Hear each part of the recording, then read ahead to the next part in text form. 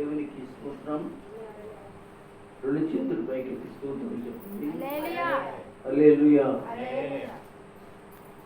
దేవుని ఘనమైన ఉన్నతమైన నామానికి మహిమ కలుగునుగాక. ప్రభు సన్నిధిలో ఈ యొక్క రాత్రి మనందరం కూడా ప్రభుని ఆరాధించడానికి, స్తుతించడానికి దేవుడు కృపనిచ్చినందుకు ఆయన్ని ఘనమైన నామానికి వందనాలు. ప్రభు సన్నిధిలో ఈరోజు రాత్రి దేవుడు మనతో మాట్లాడేట్లుగా మనందరూ కూడా సిద్ధపడతాం. దేవుని వాక్యం మనతో మాట్లాడినట్లుగా సిద్ధపడతాం. అందరూ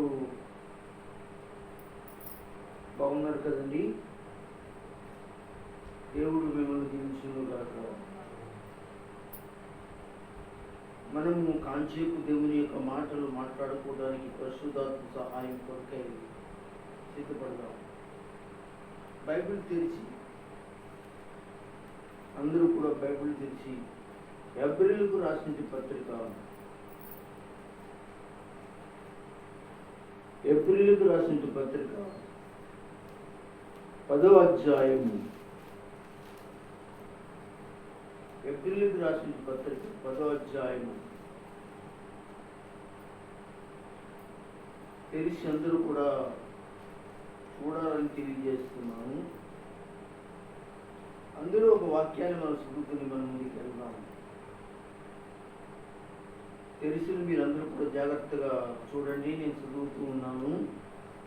హెబ్రీయులకు రాసిన పత్రిక 10వ అధ్యాయము 35వ వచనాన్ని చదువుతున్నాను. మీరందరూ కూడా గమనించండి. కాబట్టి మీ ధైర్యమును విడిచిపెట్టుకుడి, దానికి ప్రతిఫలముగా గొప్ప బహుమానము కలుగును.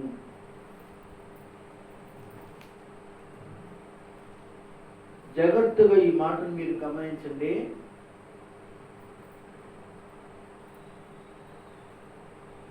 దేవుడు తన స్వరంతో మాట్లాడుతున్నట్టు మాట.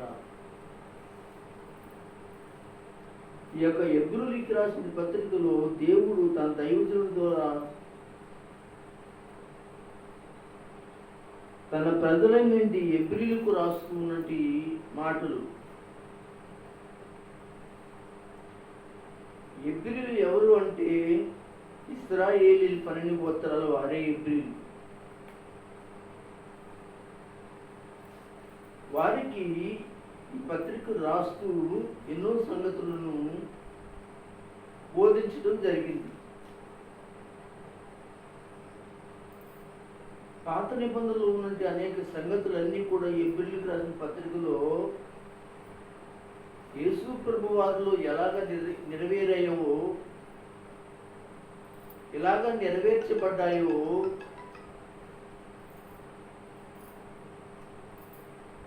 ఇశ్రాయేలీయులు లేదా హెబ్రీయులు అన్న వాళ్ళకి యేసు ప్రభు వారు ఎలాగ వాగ్దానంగా వారికి వస్తాను రక్షకుడుగా అని చెప్పాడు. పాత నిబంధనలో వాళ్ళకి అర్థం కాని విషయాలన్నీ కూడా పాత నిబంధనలో కొన్ని గుర్తులను ఏం చేశాడంటే హెబ్రీయులకు రాసిన పత్రికలో యేసు ప్రభు వారిని గురించి కొన్ని గుర్తులు తెలియజేశాడు. అయితే ఇక్కడ ఒక మాట మాట్లాడుతున్నట్టు మాట.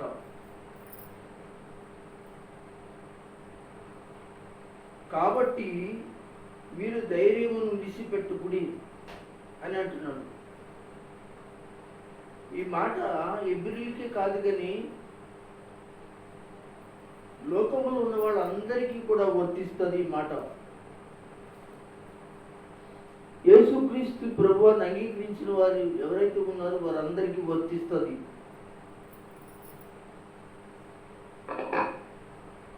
మన అంశమే నీవు ధైర్యం విడిచిపెట్టుట వల్ల అని అంశం. నువ్వు ధైర్యం విడిచిపెట్టకూడదు.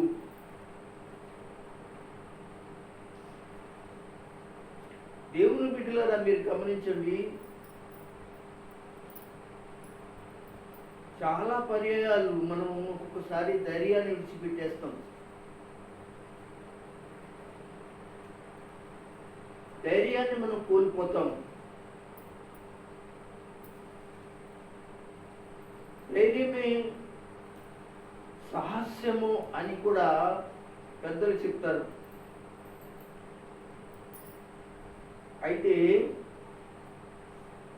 ఈ వాక్యములో హెబ్రీయులకు చెప్తూ ఈ మాట అంటున్నాడు. మనం జాగ్రత్తగా గమనిద్దాం. ఒకసారి కొంచెం పైనుంచి చదువుకుందాం. 32వ వచనం నుంచి కొంచెం చదువుకుందాం. చదువు. అయితే మీరు వెలిగింపబడిన మీదట శ్రమలతో కూడిన గొప్ప పోరాటం సహించిన పూర్వ దినములు జ్ఞాపకము తెచ్చుకుని. ఒకసారి ఆగుదాం ఇక్కడ. పూర్వ దినములను జ్ఞాపకం తెచ్చుకుని. అది మీరైనా కావచ్చు, మీ పితరులైనా కావచ్చు అని ఇశ్రాయేలీయుల యొక్క ప్రజలతో మాట్లాడుతున్నారు. మాట్లాడుతూ ఒక విధంగా చూస్తే మీరు నిందలను బాధలను అనుభవించు చేత 10 మందిలో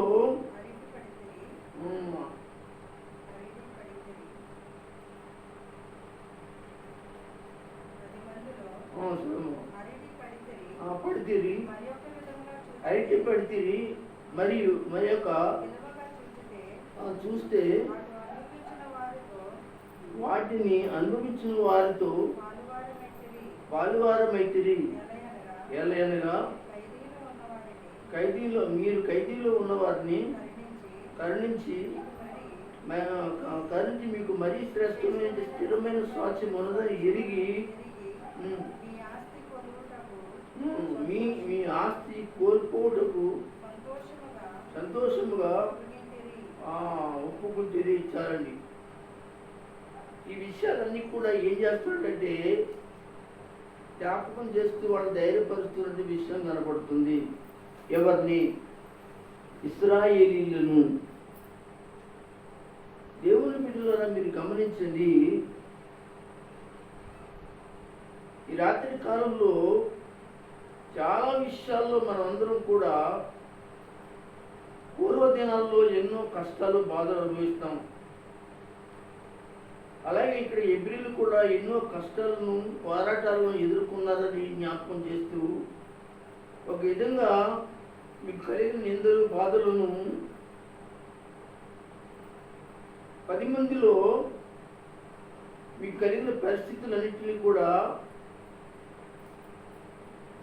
నాకు తెలుసు, అయినా కానీ కనుక ఇంతకు ముందు అనుభవించిన వారితో ఏం చేస్తారంటే పాలువారై ఉండాలని తెలియజేస్తూ మీకేముందంటే స్వాస్థ్యం ఉన్నది, పరలోకం ఉన్నది, అది సామాన్యమైనది కాదు. ఖైదీలో ఉన్నవారిని అంటే శరలో ఉన్నవారిని అనగా ఎక్కడెక్కడో దూరంగా ఉన్నవారిని అందరినీ కూడా దేవుడు ఒక రోజున సమకూరుస్తాడని, మీకు మరి స్థిరమైన స్వాస్థ్యం ఉన్నదని ఎరిగి జాగ్రత్తగా మీరు ఉండండి, ధైర్యంగా ఉండండి, మీరు పరలోకం మీకు కలుగుతుంది. ధైర్యం గురించి ఆయన మాట్లాడటం జరుగుతుంది. ఈరోజు రాత్రి మీతో నేను మాట్లాడే విషయం ఏంటంటే, నువ్వు ధైర్యంగా ఉన్నావా లేదా? అయితే ధైర్యంగా ఉండమని దేవుడు మాట్లాడుతూ ఉన్నాడు. నువ్వు అధైర్యపడుతున్నావేమో, ధైర్యంగా ఉండమని చెప్తున్నాడు. ధైర్యంగా ఉండటం వల్ల నీకు చక్కటి ఆశీర్వాదకరమైన కూపులను దేవుడు ఇస్తాడు. అవి ఏంటో ఇక్కడ మనం చూసుకుందాం. మనం ధైర్యంగా ఉండటం వల్ల మనకి ఏమి కొరిగే దీవులు ఏమిటి, పరిస్థితులు ఏమిటి అని మనం జాగ్రత్తగా చూసుకుంటే దేవుని వాక్యంలో నుండి మత్తయి రాసినది సువార్త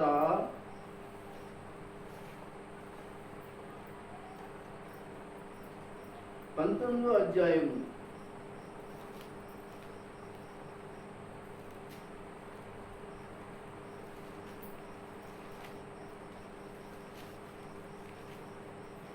మత్తయి రాసిన సువార్త 19వ అధ్యాయము 29వ వచనాన్ని ఒకసారి చదువుదాం. నా నామము నిమిత్తం అన్నదమ్ములైనను అక్క చెల్లెళ్ళైనను తండ్రినైనను తల్లినైనను పిల్లలైనను భూములైనను ఎండ్లనైనను విడిచిపెట్టిన ప్రతి వాడు, మీరు గమనించారా, ప్రతి వాడును 100 రెట్లు పొందును, ఇదియే కాక నిత్య జీవాన్ని స్వతంత్రించుకుంటారు. దేవునికి స్తోత్రం. మనం ధైర్యం విడిచిపెట్టకుండా జాగ్రత్తగా ఉంటే మనం శాశ్వత కాలం భూమి మీద ఉన్నాం, కానీ ఒక రోజున ప్రభు పిలిచినప్పుడు వెళ్ళిపోతాం. అప్పుడు మనకి ఏం కలుగుతుందంటే నిత్య జీవము కలుగుతుంది. ధైర్యము నువ్వు విడిచిపెట్టకుండా ఉంటే మొట్టమొదటిగా నువ్వు శాశ్వత జీవానికి వారసుడు అవుతావు. శాశ్వత జీవానికి వారసురాలు అవుతావు. ఈ లోకంలో నిత్యము బ్రతకాలంటే మనము, నిరంతరం బ్రతకాలి అంటే మనము కష్టం. ఏదో ఒక రోజున దేవుడు మనల్ని ఏం చేస్తున్నాడంటే, మగవారినైనా ఆడవారినైనా పిల్లలైనా కుటుంబాల్లో అయినా దేవుడు పిలిస్తే ఏం చేయబడాలంటే మనము ఈ లోకాన్ని విడిచి వెళ్ళిపోవాలి. అయితే ఈ లోకాన్ని విడిచిపెట్టే ముందు మనకు ఒక ధైర్యం కావాలి. అదేంటంటే మనం చనిపోయిన తర్వాత శాశ్వతమైన జీవితాన్ని మనం పొందడానికి ఏమైనా సహాయం ఉందా అని అడిగితే ప్రభు అంటాడు, ఉంది అంటున్నాడు. ప్రభు అంటాడు,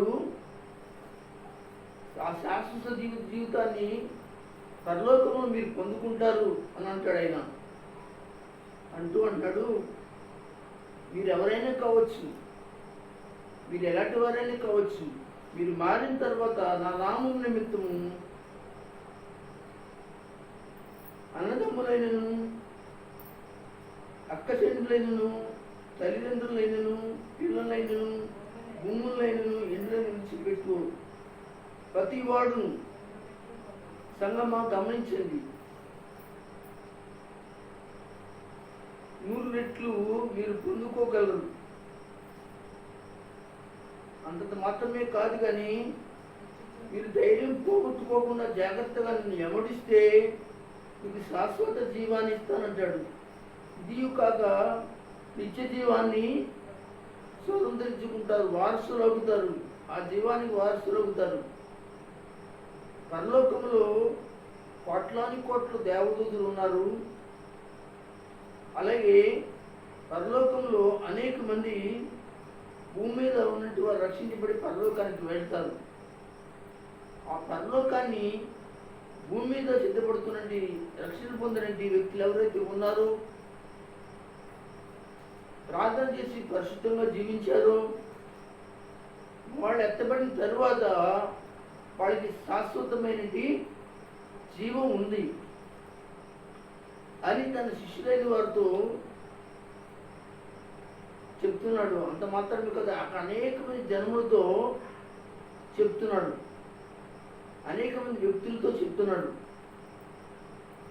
మీకు ఉంది నిత్య జీవం, ఇక్కడ మీరు నిత్యం బ్రతకలేరు భూలోకములు, నా ద్వారా మీకు పరలోకము నిత్య జీవం ఉంటుంది అని చెప్తాడు. అయితే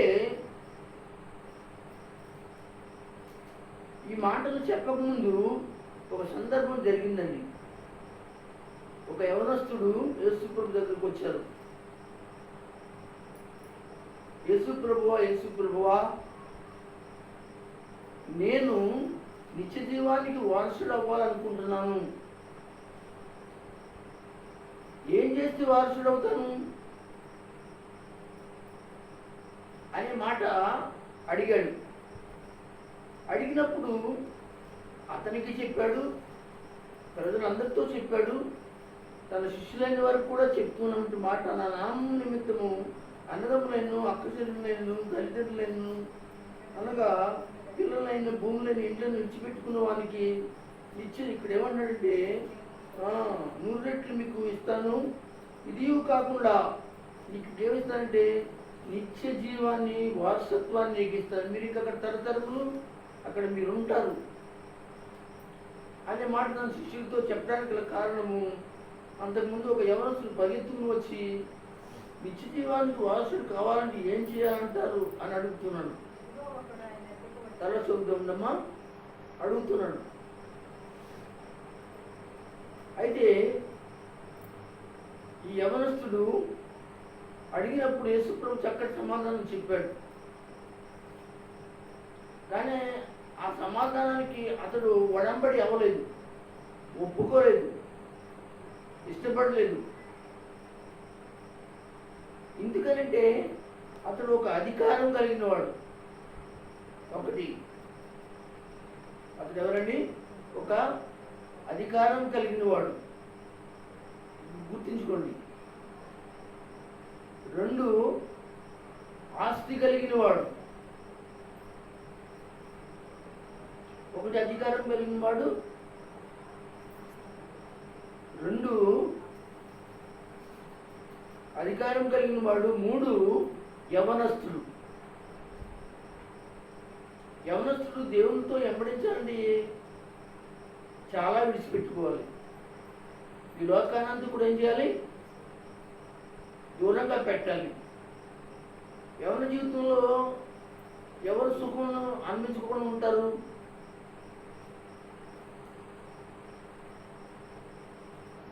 మొన్న ఒక మధ్యన ఒక కుర్రాడు చెప్పాడు, ఒక అమ్మాయి అన్నట్టండి, యేసు ప్రభువులో ఎందుకు సుఖం ఉండదు, సంతోషం ఉండదు, సంతోషించడానికి లోకంలో పరిస్థితులను అటు దూరంగా ఉండాలి, ఎందుకు యేసు ప్రభుని నమ్మకుండా మానేసి ఏదో ఒక మార్గంలోకి రా, అప్పుడు తినొచ్చు, తాగొచ్చు, సంతోషించవచ్చు, ఏమైనా మాట్లాడచ్చు, ఎలాగైనా బ్రతకొచ్చు అని చెప్పిందంట. అమ్మ నీకు దండం, ఇప్పుడు చెప్తే చెప్పేవాళ్ళకి ఎప్పుడు చెప్పు, సావైనను ఏదైనా కానీ నా ప్రభువుని మాత్రం నేను వెంబడించడం మాను అని చెప్పిందంటండి. అతను కూడా ఒక యవనస్తుడే, కానీ ఎవరో ఒక అమ్మాయి చెప్పింది. అయితే ఇక్కడ కూడా ఒక యవనస్తుడు వచ్చి నిత్య జీవాల గురించి మాట్లాడుతుంటే మాటలు మనము చదువుదామా? ఇందులో ఒక మాట ఎరగవచ్చును. అందుకు ఆ యవనుడు, ఇవి అన్నీ కూడా అనుసరించుచున్నాను, ఇకను నాకు కొద్దివేమని అడిగాను. చాలు. యవనస్తుడు అడుగుతున్నాడు యేసు ప్రభువుని, ఇవన్నీ చేసుకుంటూనే వస్తున్నాను, ఏంటవన్నీ చెప్తాను తర్వాత, నాకేం కొదువు లేదు, నేను అన్నీ చేస్తూనే ఉన్నాను, నాకేం కొదువు లేదు, నేను పరలోకానికి వెళ్తానా, నిత్య జీవానికి వెళ్తానా, నిత్య జీవానికి వారసుడు అవుతానా అనే మాట మాట్లాడుతున్నది మాట. అది చదువుదాం 10వ నుంచి 10 గంటలు 16 నుంచి.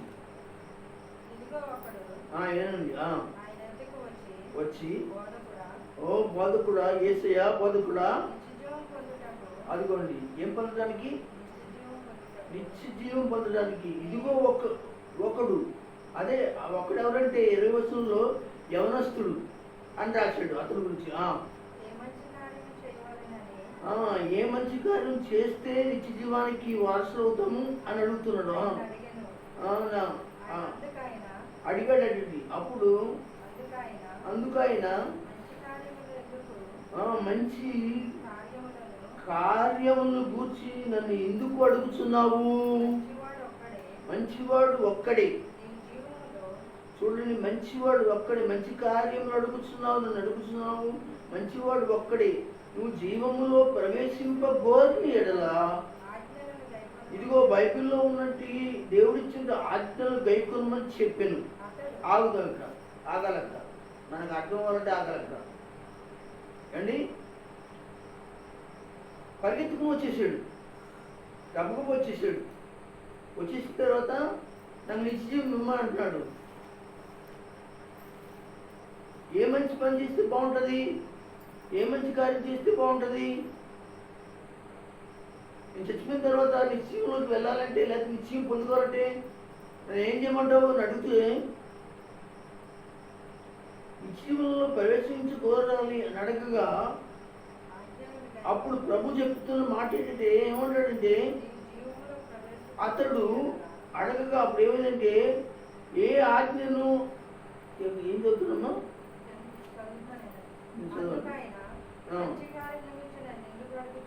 మంచి కార్యమును కూర్చొని ఎందుకు అడుగుతున్నావు? మంచివాడు ఒక్కడే ఉన్నాడు. నీవు జీవములో ప్రవేశించబోరిన ఎడల, నీవు జీవములో ప్రవేశించబోరిన ఎడల, నీవు నిత్య జీవంలో ప్రవేశింపబోరిన ఎడల, నీకు అదే కదా నీ ఆశ, అదే కదా నీ కోరిక, అదే కదా నీకు కావాల్సింది. కనుక ప్రియమైన సోదరుడా, అయితే నేనేం చెప్పాలనుకుంటున్నానంటే, నువ్వు నిత్య జీవంలోనికి వెళ్ళాలంటే కంగారు పడకు, నేను శతమని చెప్తాను. కనుక నువ్వు నిత్య జీవంలోనికి వెళ్ళాలి అనుకుంటే, నిత్య జీవంలో ప్రవేశించాలనుకుంటే, నేను చెప్పే మాట బాగా ఆలకించు యవనస్తుడా, సోదరుడా అంటూ ఆజ్ఞలను గైకొనమని చెప్పాను. ఏ గనుక గైకొనమన్నాడండి? డబ్బేమన్నాడా, ధనమేమన్నాడా, కాళ్ళు కడగమన్నాడా, నాకు తెల్లవారు సేవ చేయమన్నాడా? ఈ సుగ్రహు ఏం గైకొనమన్నాడండి? నా ఆజ్ఞలను గైకొనుము. ఆజ్ఞలు ఎక్కడున్నాయి? బైబిలే ఆజ్ఞ, బైబిల్లోనే ఆజ్ఞలు ఉన్నాయి. ఆది కాండం నుంచి ప్రకటన గ్రంథం వరకు కూడా ఉన్నది ఆజ్ఞలు. అంటే ఆ పాత నిబంధనలు యేసు ప్రభు కాలంలో దేవుడు చెప్పినట్టు బోధలు, అలాగే యేసు ప్రభు చెప్పిన బోధలు ఏవైతే ఉన్నాయో వాటిని గైకొనుము.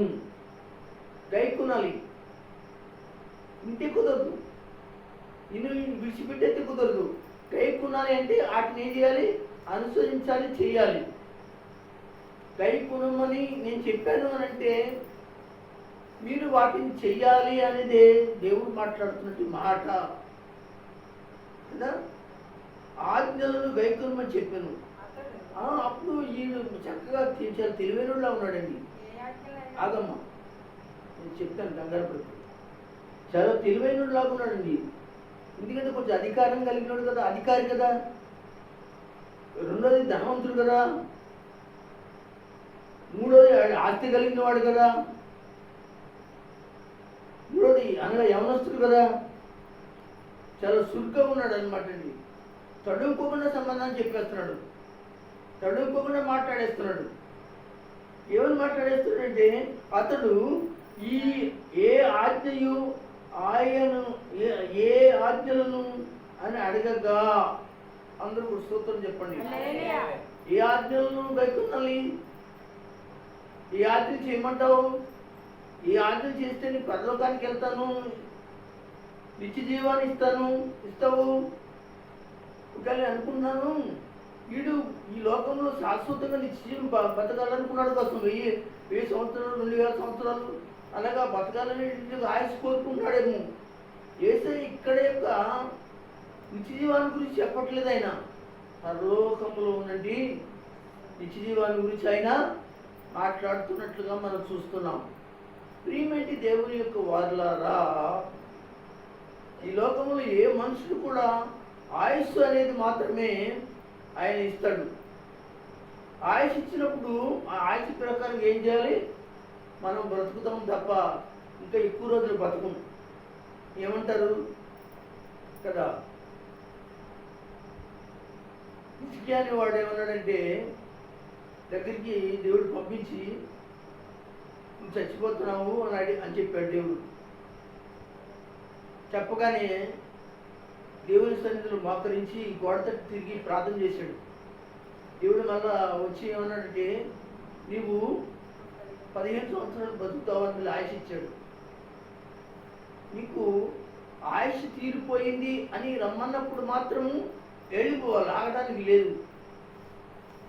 ఆయుష్ ఉంది, నువ్వు బ్రతుకుతావు అంటే నువ్వు చచ్చిపోవాలనుకున్నా కానీ ఏదో విధంగా ఎవరో ఒక విధంగా ఆదుకోవటం, నువ్వు బ్రతకడం జరుగుతుంది.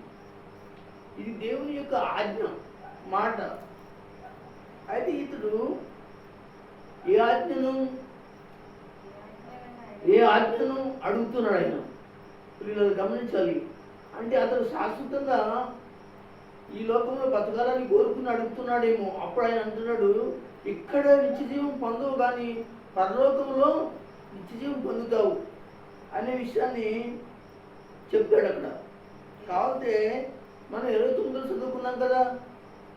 మరి ఈ మాట చెప్పినప్పుడు కూడా ఈ యవనస్తులు ఉన్నాడు, ప్రజలు ఉన్నారు, శిష్యులు ఉన్నారు. ఇక్కడ నిత్య జీవాన్ని కాదు కానీ పరలోకంలో నిత్య జీవాన్ని పొందుతారని, ఇదిగో ఇంకా మీరు ఏం పొందుకుంటారు అంటే నిత్య జీవానికి వారసులు అవుతారు అనే మాట చెప్తున్నాడండి. అయితే మనం విందాం. ఏ ఆజ్ఞలో ఆయన్ను అడగగా అప్పుడు యేసయ్య చెప్తున్నాడు, యేసు ఏం చెప్తున్నాడు? నరహత్య చేయవద్దు. ఏం చేయకూడదు? నరహత్య చేయవద్దు. నరహత్య దేవుని దృష్టిలో ఏంటని? పాపం. ఈ రోజున ఎంతమందిని చంపేస్తున్నారని, ఎంతమందిని చంపేస్తున్నారు. అన్యుల్ని చంపేస్తున్నారు, క్రైస్తవులు చంపేస్తున్నారు, రకరకాల మతస్థుల్ని చంపేస్తున్నారు. నరహత్య దేవుని బిడ్డలరా పాపము, నిత్య జీవంలోకి వెళ్ళవు. అది పాపం అన్నమాట. చూడండి ఏమంటున్నాడంటే, ఇప్పుడు యేసు చెప్పేమాట నరహత్య చేయవద్దు, హింసరింపవద్దు, హింసారం చేయవద్దు. అది మగవాళ్ళైనా ఆడవాళ్ళైనా హింసారం చేయకూడదు. దొంగలించవద్దు, ఎవరి దగ్గర కూడా దొంగలించవద్దు. ఇంకేం చెప్తున్నాడు? అబద్ధ సాక్ష్యాన్ని మాత్రం పలకవద్దు. ఏనండి ఇక్కడ అబద్ధ సాక్ష్యాలు. ఏమండి, ఇక్కడ మాటలు అక్కడ, అక్కడ మాటలు ఇక్కడ మాటలు అక్కడ. ఏమండి, ఏమి లేకపోయినా ఆడేళ్ళ మీద అబద్ధాలు చెప్పడం, అబద్ధ సాక్ష్యాలు చెప్పడం చాలా భయంకరం అండి. ఇలాంటివి మానేసుకోవాలి. ఇదిగో ఇతను యవనస్తుడు కనుక ముఖ్యంగా ఈ తల్లిదండ్రులని ఏం చేయాలి? సన్మానింపు. తల్లిదండ్రులు సన్మానింపు. ఎవరిని గమనించండి. దేవుని తర్వాత,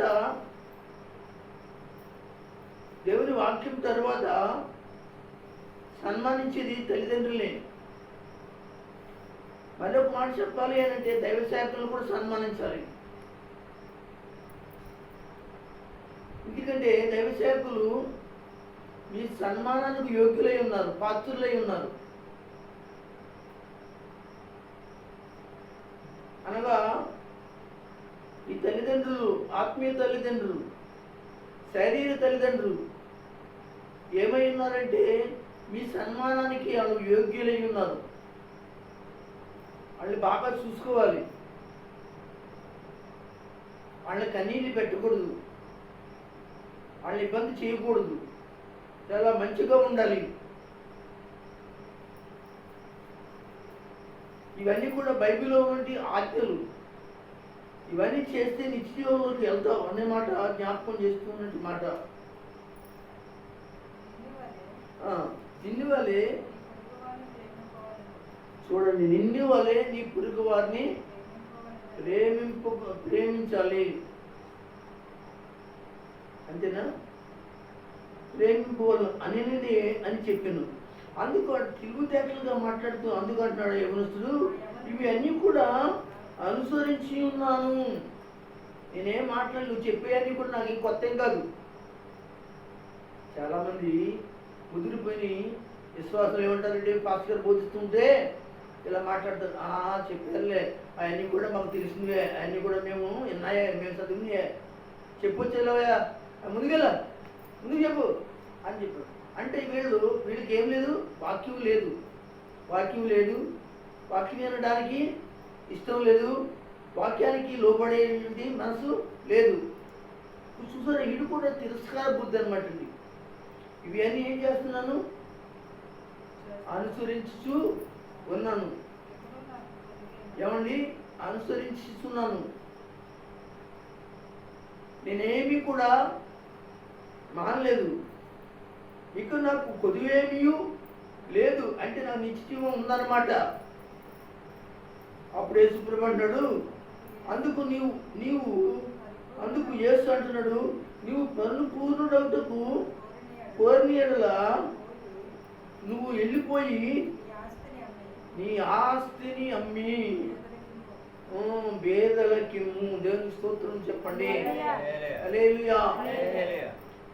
నేను చూడండి, మీరు యవనస్తుడు ఏమై ఉన్నాడు? యవనస్తుడై ఉన్నాడు. 1. 2 ఏమై ఉన్నాడు? అధికారి అయి ఉన్నాడు.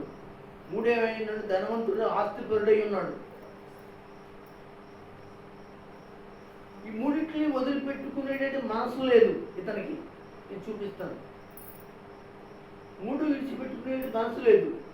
మనసు లేకుండా అతను ఏమనుకున్నాడు? అవి నాకు ఉండాలి, నేను అధికారంగా అందరి ఎదుటలో నేను ఉండాలి, తగ్గించుకునే అవసరం నాకు లేదు. 3వది, ఇంకా ఆస్తి మీద ఆస్తి కూర్చుకోవాలి, ఇంకా నేను యవనస్తుడిగా ఉన్నాను, ఈ లోకంలో ఉండే అన్నీ కూడా అనుభవించాలి అన్నట్టుగా ఉన్నాడు. అది కుదరదు. ఇప్పుడు ఇవన్నీ కూడా ఎవరికి ఇమ్మంటాడు? పేదలకు ఇచ్చేయి. అప్పుడు నీకు ఎందుకు కలుగుతుంది? పరలోకమందు నీకు ధనము కలుగును. దేవునికి స్తోత్రం. హల్లెలూయా. మీకు అర్థమైందండి? ఇతడు యవనస్తుడు అని మనం చూసుకున్నాం. మళ్ళీ ఒక వాక్యాన్ని మనం చూద్దాం. మార్కు సువార్త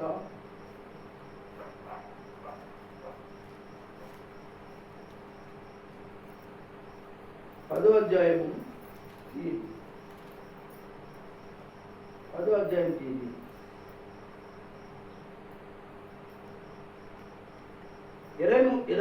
22వ వచనం చదవండి. 10వ అధ్యాయము 23 చదవండి. అతడు మిగులు ఆస్తి గలవాడు. చాలు. ఎవరంటే అతడు మనం చెప్పుకుంటున్నవాడే. ఈ విషయం మార్కు చెప్తున్నాడు. లూకాలో మరి మత్తయి ఏమని చెప్తున్నాడు? యవనస్తుడని చెప్తున్నాడు.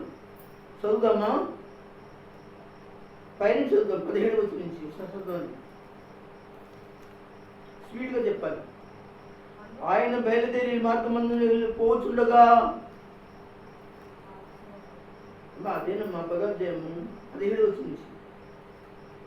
ఆయన బయలుదేరి మార్గం పోవచ్చుండగా ఒకడు పరిగెత్తుకొని వచ్చి ఆయన ఎదుట మోకాళ్ళ వలె. ఆగండి, ఇందాక చెప్పాను కదా, ఆయన పరిగెత్తుకుంటూ వచ్చి యేసుప్రభు దగ్గరకు వచ్చి మోకాళ్ళ ముని, అయ్యో సద్బోధకుడా. సద్బోధకుడు అంటే మంచి బోధకుడా, నీలాంటి బోధకుడి లోకంలో లేడు, నీ బోధలు విన్నాను, నీ మాటలు విన్నాను అంటున్నాడు.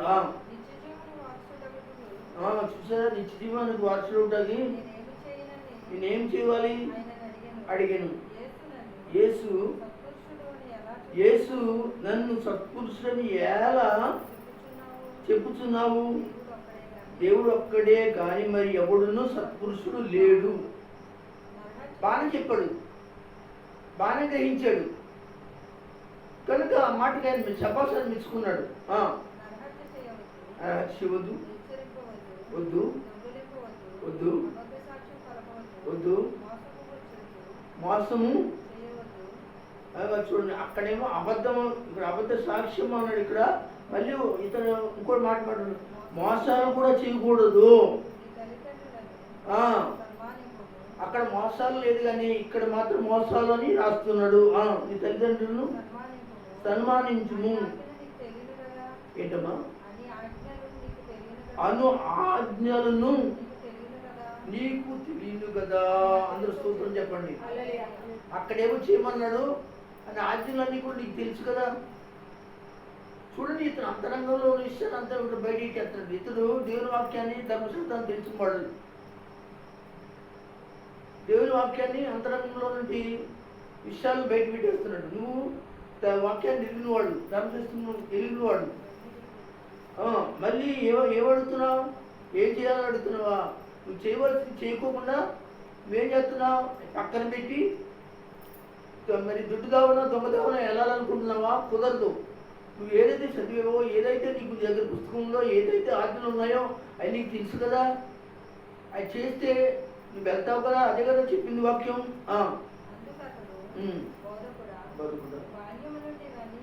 అమ్మా ఎప్పుడు నుంచి అండి? ఇందాకే ఎప్పుడు బాల్యం నుండి. ఇందాకేమో యవనస్తులుగా యేసు ప్రభు దగ్గర నుంచి దగ్గర ఏ వయసులో ఉన్నాడు? ఏ వయసులో ఉన్నాడు అండి? యేసు ప్రభు దగ్గర ఏ వయసులో ఉన్నాడు? యవ్వన వయసులో ఉన్నాడు. డబ్బు సంపాదించేవాడుగా ఉన్నాడు, ఆస్తిని సమకూర్చేవాడుగా ఉన్నాడు, ఒక స్థితిలో ఉన్నాడు, తెలివితేట కలిగిన వాడు ఉన్నాడు, మెచ్యూరిటీ కలిగిన వాడుగా ఉన్నాడు, ఒక పెద్దవాడిగా ఉన్నాడు, ఒక అధికారిగా ఉన్నాడు. అయితే ఇతడు దేవుని వాక్యాన్ని తెలుసుకోవడంలో, దేవుని మాటను తెలుసుకోవడంలో బాల్యము నుండి కూడా వాడికుందంటే వాక్యాన్ని చదివి బాల్యం నుంచే నీ అన్ని కూడా ఏం చేస్తున్నాను చూచి అతన్ని ప్రేమించి, చూడండి, అతన్ని ప్రేమించి నీకొకటి కొదువుగా ఉన్నది, నీ వెళ్ళి ఇగో నీకు కలిగినవన్నీ అమ్మి పేదలకి అది పరలోకమందు నీకు ధనము కలుగును. నీవు వచ్చి వెంబడించమని చెప్పాను. అతడు బాగా డబ్బు కలిగినోడు కనుక డబ్బు పెట్టుకోలేక ఆ మాటకి ముఖం చిన్నబుచ్చుకుని చూసారా, దుఃఖపడుచు ఏసి అమ్మడి వెళ్ళాడా, అనగా ఒంటరికి వెళ్ళిపోయాడు అనమాట. ఇష్టం లేదనమాట. ఏం కావాలి మనకి ఈ రోజున? ధనం ఖర్చు పెట్టడం దేవుని విషయంలో, మన సమయాన్ని ఖర్చు పెట్టడం, మన వయసు ఖర్చు పెట్టడం, ఏమండి మనకి ఇష్టం ఉండదు. కానీ మనకి ఏం కావాలి? నిత్య జీవం కావాలని కోరుకునేటువంటి వాడు ఎంతోమంది లేక మానలేదని దేవుని వాక్య ప్రకారంగా మీకు నేను తెలియజేస్తున్నాను పిల్లరా. అది కుదరదు. కానీ నువ్వు యవనస్తులు కనుక నన్ను ఎమ్మడించు, నా పరిచర్య చెయ్యి.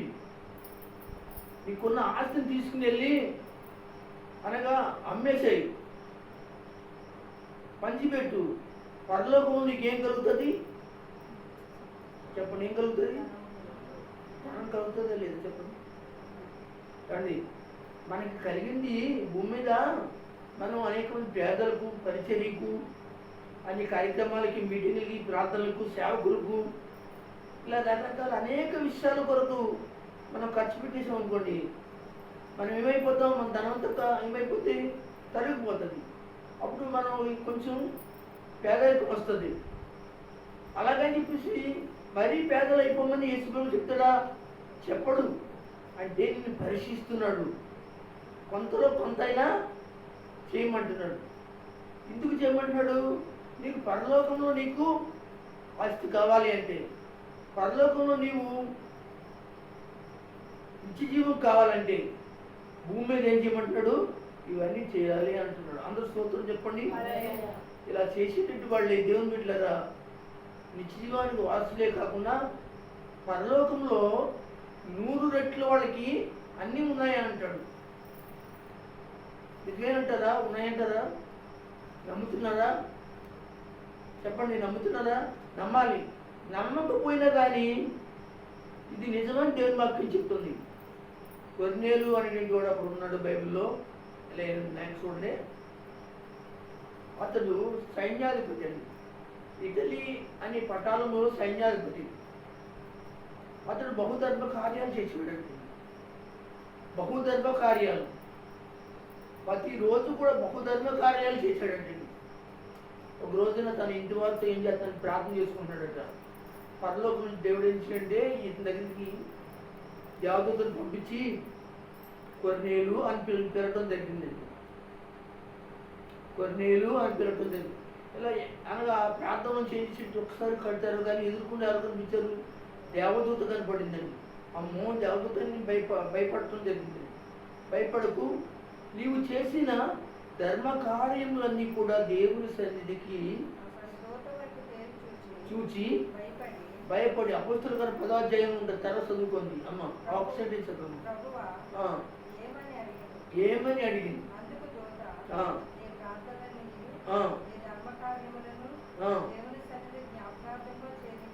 అందరూ దేవుని స్తోత్రం చెప్పండి. అంటే భూమి మీద మనం చేసేది ఎక్కడ చేస్తున్నాయి? నీటి పనులు అయిపోతున్నాయా? మనం అప్పుల పనులు అయిపోతున్నామా? మన పిల్లలకి మన యొక్క కుటుంబాల్లో లేకుండా మనము దేశ పనులు అయిపోతున్నామా? చిప్పట్టుకుంటామా? లేదు లేదు లేదు లేదు లేదు. దేవుడు చెప్తున్నాడు చూడండి. కాబట్టి మచ్చికి ఒక మాట మనం చదువుకున్నాం, మచ్చికి ఒక మాట చదువుకున్నాం. ఎక్కడ ఉన్నాయంటే ఈ ధర్మ కార్యాలన్నీ చెప్పలే. ధర్మ కార్యములన్నీ కూడా దూత చెప్తుందని స్వయంగా యేసుప్రభు చెప్పాడు. మీకు తెలుసా? మనం పరలోకంలోకి వెళ్ళిపోయాకంటండి, సంఘం ఎత్తబడిన తర్వాత పరలోకంలో వెళ్ళిపోయిన తర్వాత మేకల్లోంచి గొర్రెల్లోంచి మేకలు ఎడదీస్తాడంటండి. అప్పుడు మేకల్ని గొర్రెల్ని ప్రశ్నిస్తాడట. గొర్రెలు అంటాడండి, గొర్రెలు అంటే దేవుని బిడ్డలు కదా, మేకలు అంటే అన్యులు, భక్తిహీనులు. యేసుప్రభు అంటాడంటే, నేను ఈ లోకంలో ఉన్నప్పుడు నాకు ఆకలి అయింది, నాకు బట్టలు లేవు, నాకు దాహమైంది, నాకు ఆరోగ్యం బాగలేదు, నా పరిస్థితి బాగలేదు, నేను సరసాల్లో ఉన్నాను, ఇలాగ చెప్తూ ఆ విషయంలో ఎవరు నన్ను సహాయం చేయలేదని ఎవరెవరితో మేకల్లో ఉన్న అని పోలికలో ఉన్నటువంటి వాళ్ళని అడుగుతాడంటండి, భక్తిహీనుల్ని. అంటే భక్తి కలిగి నటించిన వాళ్ళని. అప్పుడు వాళ్ళు అంటారంటే, ప్రభువా నీ ఎప్పుడు ఆకలిగా ఉన్నావు? ఎప్పుడు నీకు బట్టలు లేవు? ఎప్పుడు అనగా నీకు ఆరోగ్యం బాగుంది ఇలాంటి ప్రశ్న వేస్తారంట. లేదు లేదు, భూలోకంలో మీరు ఉన్నప్పుడు ఈ నా సహోదరులకి భూమి మీద మీరు చేయలేదు కనుక ఎవరు చేయలేదు? నాకు చేయలేదు అని అంటాడు యేసుప్రభు. లెక్క మత్తయి వార్త 25వ అధ్యాయం చదవక్కర్లేదండి, వద్దు, నాకు టైం లేదు. నేను 3 మాటలు చెప్తాను, నన్ను ఒక మాట ఏం కావలేదు, ముగించేస్తారు ఒక మాట. మీకు అర్థమైందండి? అలాగే గొర్రెలో ఉన్న వాళ్ళని అడుగుతాడండి. నేను ఆకలిగా ఉన్నప్పుడు అన్నం పెట్టారు, బట్టలు లేనప్పుడు బట్ట ఇచ్చారు, దాహం ఉన్నప్పుడు దాహం ఇచ్చారు, ఒంట్లో బాగోలేనప్పుడు నన్ను చూస్తాకు వచ్చారు. అందుకని సంఘంలో ఉన్న వాళ్ళకి ఎవరికైనా బాగోలేదు, లేకపోతే బలహీనతలు సమస్యతో ఉన్నారు, వెళ్ళి పలకరించిన మాట్లాడండి అమ్మ సేవకుని చెప్తాడంటే, ఇదిగో అడుగుతాడు రేపు రోజున, నా సహోదరికి బాగోలేదు, వెళ్ళావా? అయ్యో యేసయ్య నీకు బాగోలేదన్నా కదా, అదే నాకే, నా సహోదరికే, నాకు బాగోలేదు అని అన్నది నా సహోదరు గురించే, నాకు పెట్టలేదు అన్నది నా సహోదరు గురించే. అప్పుడు ఈ గొర్రెలు ఉన్న జనామా అంటారంటండి, ప్రభా నీకు ఇప్పుడు ఎక్కమయ్యా, ఆ నీతిమంతులు అంటారట.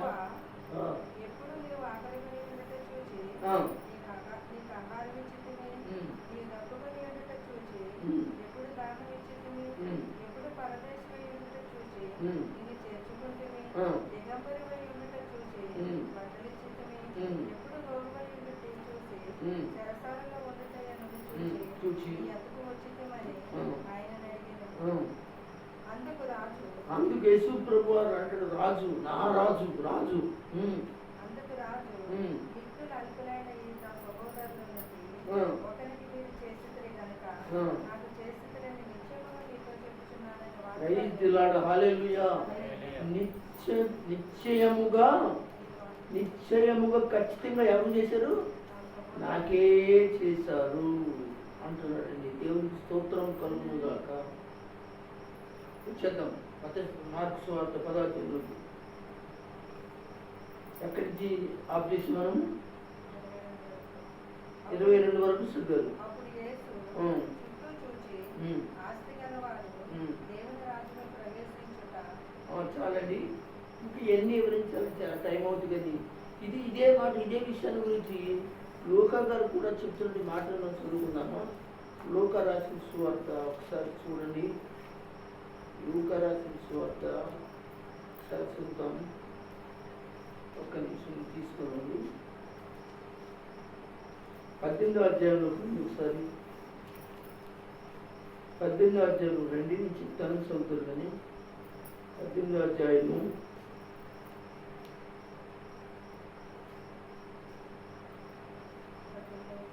ఉందండి, ఏం పోటీ తీసుకోండి. 18వ అధ్యాయము 18వ వస్తుంది చదవం ఒకసారి. ఒక అధికారి ఆయనను చూచి ఆదిగో అధికారి, ఎవరండి ఇతడు? ఒక అధికారి లోకాయేమో ఇతను ఏమన్నాడండి? ఒక అధికారి అని చెప్పాడు. మరొక సువార్థికుడేమో యవనస్తుడు అని చెప్పాడు. మరొక సువార్థికుడేమో అండి ధనవంతుడు అని చెప్పాడు. అయితే ఇన్ని కలిగిన వాడు ఏమండి ఆస్తిని అమ్మేసుకుని, డబ్బును అమ్మేసుకుని పేదలకు ఇచ్చేసి యేసు ప్రభు కూడా వెళ్ళాలంటే, అధికారాన్ని వృద్ధులు పెట్టుకుని వెళ్ళాలంటే ఏమండి సాధ్యమేంటారా? దేవుని స్తోత్రం చెప్పండి. హల్లెలూయా. నేను చూడండి, ఎవరైనా అవుతుందంటారా? అధికారాన్ని వదిలి పెట్టుకుంది, ఆస్తిని పంచి పెట్టేసి అండి యవన జీవితంలో సుఖించవలసిన సమయంలో, తిరగవలసిన సమయంలో తిరుగుకోకుండా యేసు ప్రభుని అప్పటిస్తారా? అసలు జరుగుతుందంటారా? జరగని పని. మరి కానీ అతనికి ఏం కావాలి? నిశ్చయం కావాలంటండి. ఈనాడు సంఘాల్లో కూడా అలాంటి వాళ్ళు లేకమాలని దేవుని బిడ్డలారా, వాళ్ళకి ఏమో అన్నీ కావాలి, కానీ దేవుడికి చేయవలసింది మాత్రం చేయడానికి మాత్రం వాళ్ళ ముందుకు రారు. వాళ్ళ కుప్పుళ్ళు ఎక్కురు, వాళ్ళ వాదా దిగరు, వాళ్ళ పరిస్థితి దిగరు. వాళ్ళ పరిస్థితులు ఏదో అనగా తాత్కాలికంగా వస్తుంటారు, వెళ్తూ ఉంటారు. ఏమంటారు? ఇవన్నీ నా మాటలేనా, లేకపోతే యేసు గురించి మాట్లాడుతున్న మాటలా? నా సొంత మాటలు కాదు కదా ఇవి. ఏమంటున్నాడు? ఒక అధికారి ఆయన్ని చూసి బతుకుడా నిత్య జీవమునకు వారసుడగుటకు ఉమ్. నేనేమి చేయవలెనని ఉమ్. ఆయనను అడిగాను. ఉమ్. అందుకు యేసు, ఉమ్. నేను సత్పురుషుడనని ఉమ్. ఎలా చెప్పుచున్నావు? ఉమ్. దేవుడు ఒక్కడే తప్ప ఆ. మరి ఎవడును సత్పురుషుడు కాడు. చూడండి, గమనించండి. ఇక్కడ యేసు నేను సత్పురుషుని ఎలా చెప్తున్నావు, నేను ఇంత గొప్పవాడిని ఎలా చెప్తున్నావు అంటే ఇతనికి యేసు ప్రభు గురించి చాలా బాగా తెలుసు అనమాట అండి. వ్యభిచరింపవద్దు, ఉమ్. నరహత్య చేయవద్దు, ఉమ్. దొంగిలింపవద్దు, ఉమ్. అబద్ధ సాక్ష్యం పలకవద్దు, ఉమ్. నీ తల్లిదండ్రులకు సన్మానింపవు, ఉమ్. ఆజ్ఞలు ఎరుగుదువు గదా ఏమిరా? అని అతనితో చెప్పాను. ఆ. అందుకు అతడు, ఆ. బాల్యం నుండి వీటన్నిటిని అనుసరించి ఆ. ఉన్నానని ఆ. యేసు విని, ఆ. నీకింకనూ ఒక కొదువుగా ఉన్నది, ఆ. నీకు కలిగినవన్నీ అమ్మి ఉమ్. పేదలకు ఇమ్ము. ఉమ్. అప్పుడు పరలోకమందు నీకు ధర్మం కలుగును. ఉమ్. నీ వచ్చి నన్ను వెంబడింపమని అతనితో చెప్పాను. ఆ. అతడు మిక్కిలి ధనవంతుడు గనుక అతను మిక్కిలి ధనవంతుడు కనుక వ్యసన పడ్డాడండి. ఈ మాటలు విని ఆ. మిక్కిలి వ్యసనపడగా ఆ. యేసు అది చూసి, ఆ. ఆస్తి గలవాడు దేవుని రాజ్యంలో ప్రవేశించుట ఉమ్. ఎంతో దుర్భరమైన ధనవంతుడు దేవుని రాజ్యంలో ప్రవేశించుట కంటే ఆ. సూర్య వెలుగులో ఉంటే దూరటం సులభమని చెప్పాడు. దేవునికి స్తోత్రం కలుగును గాక. ఇదంతా చెప్పుకుంటూ వచ్చి కింద చెప్పండి. అప్పుడు వారందరితో కూడా జనసమూహం ఉన్నారు, యవనస్తులు ఉన్నాడు. తర్వాత కిందకు వచ్చేయండి, ఇది వినిన వారును అలాగే 29లోకి వచ్చింది, 28లోకి వచ్చింది. పేతురు, ఉమ్. ఇదిగో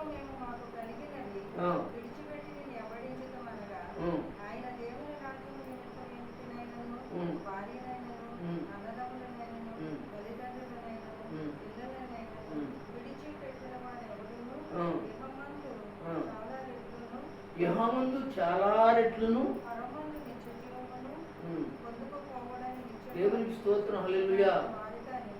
చూశారండి, ఇదే కదా మత్తయి సువార్త చదువుకున్నాం. యెహోవామందును 3 రెట్లు. యెహోవా అంటే ఈ లోకంలో కూడా ఏం చేస్తుంది నీకు? పరలోకంలోనే కాదు. మత్తయి సువార్తలో ఎక్కడ అన్నాడు? పరలోకంలో కూడా అన్నాడు. మరి ఇక్కడైతే ఇందులో ఇతను ఏం చెబుతున్నాడు? భూమి మీద కూడా మీకు కలుగుతుందటండి, మీకు కూడా దేవుడు ఇస్తాడటండి. కనుక అంతేకాకుండా నిత్య జీవాన్ని పరలోకంలో మీకు ఇస్తాడు. అంటే నువ్వు ధైర్యముగా ఉండిన ఎడల, నువ్వు ముందుకు ఒక అడుగు దేవుని యొక్క పరిచర్యలో అనేక విషయాల్లో నువ్వు పాల్గొన్న ఎడల, అనేక విషయాల్లో చేసిన ఎడల నువ్వు భయపడక్కర్లేదు. నాకు లేదు అని అనక్కర్లేదు. నాకుంది, ఇచ్చేస్తే ఎలాగా, చేస్తే ఎలాగా, ప్రజలు చేస్తే ఎలాగా, సేవ చేస్తే ఎలాగా, ఎక్కడ మీటింగులు చేస్తే ఎలాగా, సంఘములో విశ్వాసమైన వారికి చేస్తే ఎలాగా, దేనికో చేస్తే ఎలాగా, నాకు ఎక్కడ ఉంటుందని భయపడుతున్నావా? భయపడకు. దేవుని వాక్యం చెబుతుంది, నువ్వు ధైర్యముగా ఉండుమని ఎబ్రిల్కి రాసిన పత్రికలో చెప్పినట్లుగా దేవుని వాక్యంలో ధనవంతుడైన వాడు ఒకడు, అధికారి కలిగిన వాడు అనేవాడు ఒకడు, యవనస్తుడు అని ఒకడు. ఆ యొక్క 3 విషయాలు ఒకడి గురించే మాట్లాడుతున్నాయి. కానీ అతను వ్యసన పడ్డాడు. ఆ మాటలకి అనగా యేసుని విడిచి వెళ్ళిపోయాడు. అతను ఏం కావాలనుకున్నాడండి? నిత్య జీవం కావాలనుకున్నాడు. కానీ ముందు అతను ఏం కావాలని? లోకం కావాలనుకున్నాడు. నిత్య జీవాన్ని విడిచిపెట్టుకున్నాడు. ఒకడు లోకమంతా సంపాదించుకుని తన ప్రాణాన్ని పోగొట్టుకుంటే ఏంటిది లాభమా? అంత సంపాదించుకున్నాడు. అలాగే సంఘంలో ఉన్నవాళ్ళు, నువ్వు ఏదో సంపాదించుకున్నావు, ఒక పేరు సంపాదించుకున్నావు, ఒక అధికారాన్ని సంపాదించుకున్నావు, ఒక ధనం సంపాదించుకున్నావు, అనగా లక్షల బంగారం ఉంది, నీకు లక్షల డబ్బు ఉంది, అనగా ఆస్తి, పొలాలు, గొడ్లు ఇవే ఉన్నాయి, ఎంతో సంపాదించుకున్నావు. కానీ దేవుడు వీటిని విడిచిపెట్టి బేదలకు ఇమ్మను అన్నాడు. అయితే ఇమ్మన్నాడు అంటే దానికి అర్థం ఏంటంటే అంతా ఇచ్చేమని కాదు, అదే అన్నాడు. తిరిగి మరలా దేవుడు ఏమన్నాడు? ఆయన మాటల్లో ఏమున్నాయి అంటే, తిరిగి మనం ఆలోచన చేస్తే మరొక వాక్యంలో పరమందునే కాదు కానీ యహమందులు కూడా, ఈ లోకమందులు కూడా మీకు ఏం చేయబడతాయి? ఇచ్చిన దానికన్నా ఎక్కువ రెట్టింపు దేవుడు నీకు, అనగా 100 రెట్లు నువ్వు ఇక్కడ భూమి మీద పొందుకుంటా అన్నాడు. కానీ నిన్ను విడిచిపెడతానని మాత్రం ఆయన అనలేదు, కానీ సహాయం చేస్తాను అని అన్నాడు. ఎందుకు భయపడుతున్నావు? దేవుని విషయాల్లో, దేవుని కార్యాలలో, దేవుని యొక్క పద్ధతిలో, దేవుని యొక్క పడికట్లలో, దేవుని విషయాల్లో, అనేక సంగతుల విషయాల్లో నువ్వు ఎందుకు అనగా నీ హృదయాన్ని నొక్కుతున్నావు, నీ చేతులు నొక్కుతున్నావు, అనగా కుప్పిళ్ళి ఎప్పుకుండా వెనక్కి అడిగేస్తున్నావు, అనగా అనేక మందిని వెనక్కి లాగుతున్నావు, అనేక విషయాలు అనేక మందికి అనగా మనమే చేయాలా, మనమే ఇవ్వాలా అని అంటున్నాం. అనగా మనకి రేపొద్దున పరిస్థితి ఏంటి అని అనుకుంటున్నాం. అయితే నువ్వు భయపడుతున్నావు. యేసయ్య అంటున్నాడు, నువ్వు భయపడవలసింది ఏంటంటే, నీకు అనగా వీటన్నిటిని బట్టి దేవుడికి ఇస్తాను, నువ్వు భయపడక్కర్లేదు, కానీ మొదట నాకు సహాయము చేయమన్నాడు. దేవుని స్తోత్రం. దేవుడు నాకు మధ్యమన్నాడా లేదా? చెప్పరే అన్నాడు. అనేమన్నాడు? తర్వాత యెహోవామందును పరమందు ఉంటాయన్నాడు. దేవుడు మగ్గిమన్నాడు లేదా? సేవకుడు కూడా మగ్గిమన్నాడు అన్నాడు. సారేపతి ఎదురాలు ఏమన్నాడు? మొదటి అప్పము నీళ్లు తీసుకురా అన్నాడు. అనగానే ఆమె ఏం చేసింది?